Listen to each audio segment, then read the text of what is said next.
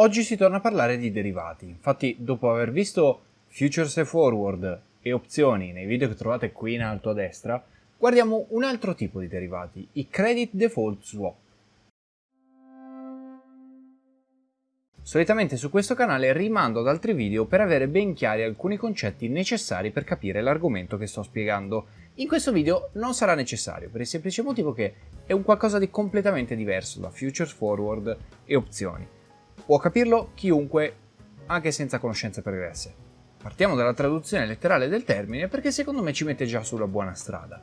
Credit default significa rischio di credito. Il rischio di credito non è nient'altro che quel rischio che i soldi che avevi prestato ad una persona non ti vengano rimborsati per intero alla data che avevate pattuito, mentre swap significa semplicemente scambio. Parliamo dunque di uno scambio sul rischio di credito. Il rischio di credito viene scambiato con qualche cos'altro. Per capire torna il nostro esempio con i grissini senza glutine. Io ho un'impresa di grissini senza glutine e ho venduto il mio prodotto, cioè i grissini, ad un'impresa che è una catena commerciale. Tuttavia ho dei forti sospetti che questa catena non riesca a ripagare il proprio debito. Siccome io gli ho venduto questi grissini ad 1 milione di euro e quindi sono creditore verso quell'impresa di 1 milione di euro, ma penso che non pagherà, voglio tutelarmi con un credit default swap. Tramite questo contratto io mi accordo con un soggetto terzo e vado a pagargli periodicamente delle somme, mettiamo 10.000 euro al mese. Con questi 10.000 euro al mese io sono tutelato del fatto che nel momento in cui la nostra catena commerciale non ripaga il suo debito di 1 milione, a quel punto c'è il terzo soggetto che pagherà a me il milione al posto della catena commerciale. Dall'altra parte quindi abbiamo un soggetto terzo che periodicamente ogni mese prende 10.000 euro da me e si impegna a pagare 1 milione di euro solo e solamente nel caso in cui la catena commerciale non ripaghi il proprio debito di 1 milione. A onor del vero il contratto è un po' più specifico di così, però essendo questo un video divulgativo ci atteniamo alla casistica di base, non andiamo nello specifico in tutti quanti i particolari del contratto. Andiamo quindi ad analizzare adesso sia da una parte che dall'altra io che cosa ci guadagno da questo contratto e che cosa ci perdo. L'impresa di grissini paga periodicamente delle somme per tutelarsi dal fatto che la catena commerciale non paghi, quindi si prospettano due scenari futuri.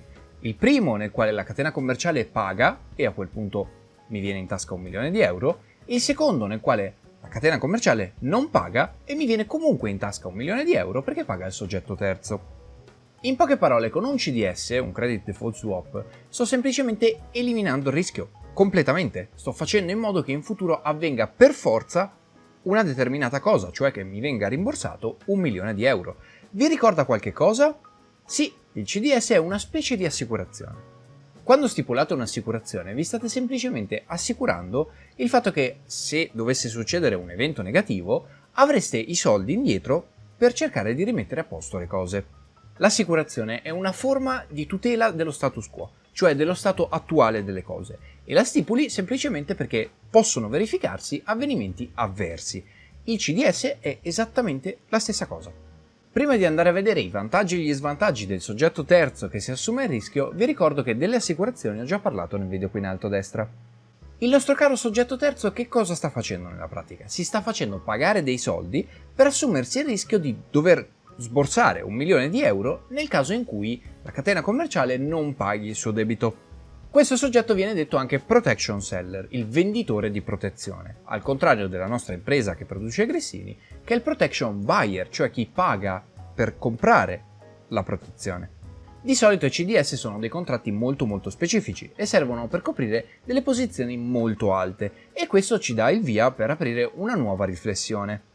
In passato vi avevo spiegato la distinzione tra mercati regolamentati e mercati over the counter, anche detti OTC. Ora, grazie a questo video siamo in grado di capire per quale motivo esiste la distinzione tra questi due tipi di mercati. I mercati regolamentati si prestano a dei contratti molto standardizzati.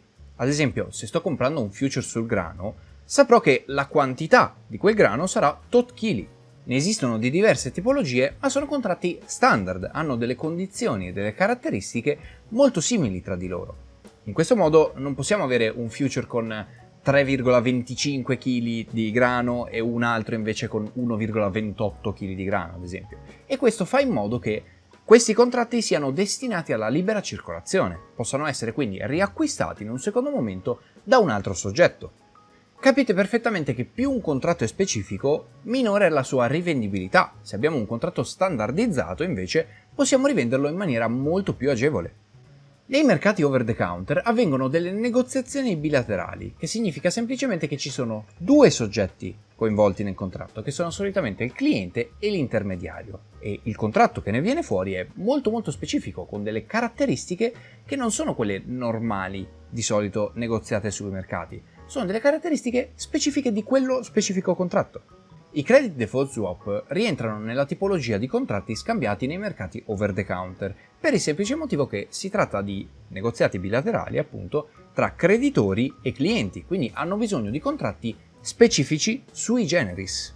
Spero quindi che vi sia chiaro che cosa sono i CDS.